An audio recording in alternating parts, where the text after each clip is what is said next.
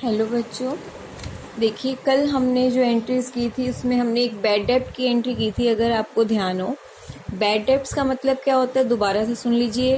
Date होते हैं हमारे डेटर, जिनसे हमें फ्यूचर में पैसा लेना है। पर बैड डेब्ट एक वर्ड यहाँ पे यूज हो रहा है। बैड डेब्ट का मतलब होता है जिन डेटर से पैसा लेना था वो बैड यानी कि बुरे हो गए, यानी कि डूब गए। अब वो उनके पास पैसा नहीं है मुझे देने के लिए। तो बैड डेब्ट क्या हुआ था, डेबिट हुआ था। जिस पर्सन ने नहीं दिए उसका नाम क्या हो गया, क्रेडिट। यानी कि मेरा पैसा डूब गया है जेड से। बैड डेब्ट हमारे लिए लॉस है, इसलिए डेबिट होता है। आज हमने एंट्री सीखनी है, first entry, bad debts recover. कई बार ऐसे होता है फ्यूचर में जाकर उस इंसान की कंडीशन ठीक हो जाती है और वो कहता है कि अब मेरे पास पैसा है तो मैं अब तुम्हें तुम्हारा पैसा दे सकता हूँ। पूरा नहीं देगा तो कोई लिमिटेड अमाउंट दे देगा, तो जितना भी पैसा वो हमें देगा हमारे लिए तो रिकवरी है।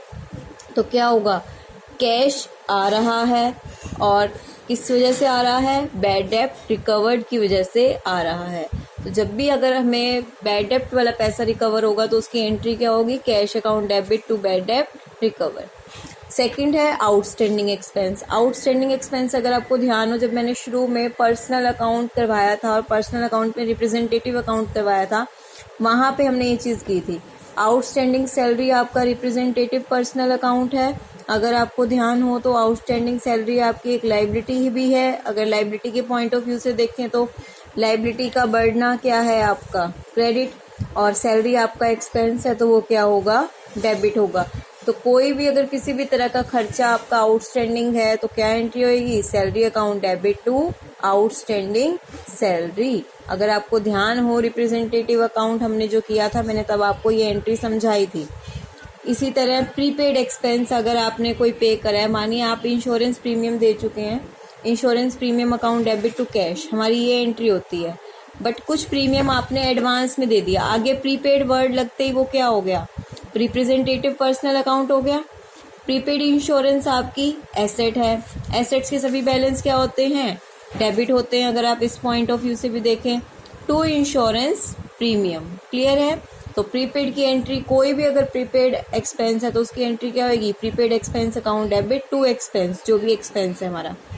डेप्रिसिएशन हमारे लिए खर्चा होता है। डेप्रिसिएशन का मतलब होता है आपकी किसी फिक्स्ड एसेट की वैल्यू में कमी आना।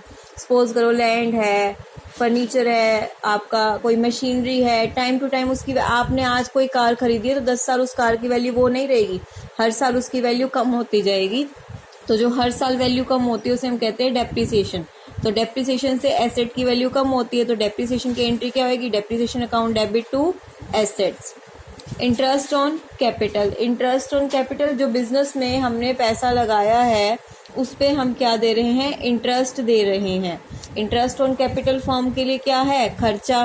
तो इंटरेस्ट ऑन कैपिटल डेबिट होगा टू कैपिटल अकाउंट, किसके उस पे दे रहे हैं, कैपिटल अकाउंट पे। तो इसमें हमारा एंट्री होएगी interest on capital account debit to capital account. Interest on drawing form के लिए इनकम है, क्यों इनकम है, ओनर ने फॉर्म से पैसा निकाला, अब वो फॉर्म को क्या दे रहा है, इंटरेस्ट दे रहा है। तो इसकी एंट्री क्या होगी, drawing account debit to interest on drawing. तो ये 6 एंट्री आज आपने समझनी है।